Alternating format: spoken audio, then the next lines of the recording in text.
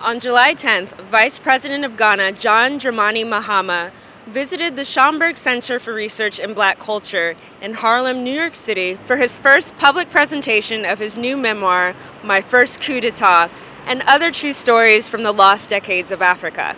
The book is Mahama's first publication and takes an inside look at his experience growing up in the period he terms Africa's lost decade. From the 1960s to the 1980s, Africa suffered numerous coups, saw the rise of murderous and corrupt dictators, and weathered economic turmoil. And it became a cycle of coups d'etats and military governments and all that. So from about the late 60s until sometime in the 80s, it's a period I describe as a lost decade. Because this was a time of coups d'etats all across Africa. Military governments came into power, and there was a general economic deterioration in Africa. People lost all hope. There were droughts, the economies were contracting instead of growing, and there was general hardship for everybody. And so this is the period, in which I grew up, and it's the period that is well documented in this book. Mahama began the evening reading an excerpt from the book that detailed his memories of when Ghana's first president, Kwame Nkrumah, was overthrown in a coup in 1966. It happened on February 24, 1966.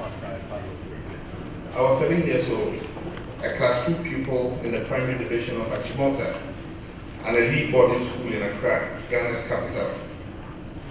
That day there was a lot of commotion.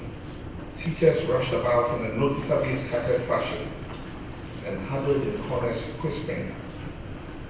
It did not take long for the news to spread.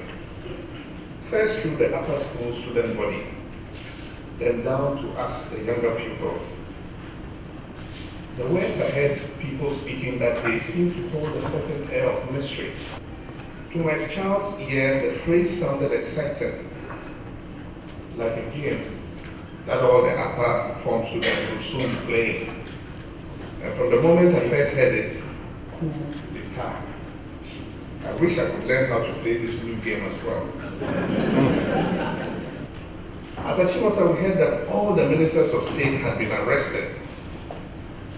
This particular bit of information gave me pause, because my father was a minister of state. Even so, I don't think I was fully able to absorb all the implications. No, not then. Perhaps it was because I had not received word from my family that anything was wrong. Or it might have been because I felt, as children so often do, that my family and I were somehow shielded automatically, exempt from anything tragic. The coup d'etat became real to me, an event that constituted more than just words in early April, when my school vacated for the Easter holidays, and nobody came to pick me up. I watched as all the other children left with their relations. Room after room of each dormitory was emptied of its occupants, until mine were the only footsteps in the halls, and still no one came. Thank you.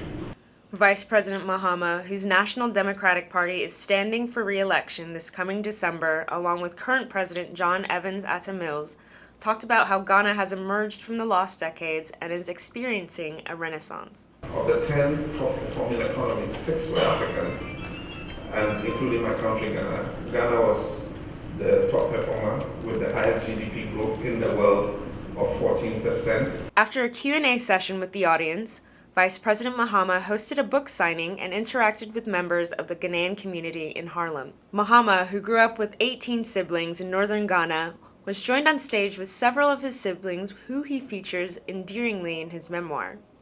But he acknowledged that after his book writing, the Ghanaian campaign trail is calling. This will be our 6th election. It's going to be successful.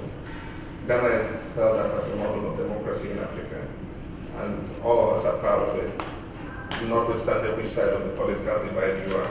And I think that we all have a commitment to continue to maintain that accolade. And so we'll have a successful election, and Ghana will continue to be the pride of Africa. Thank you.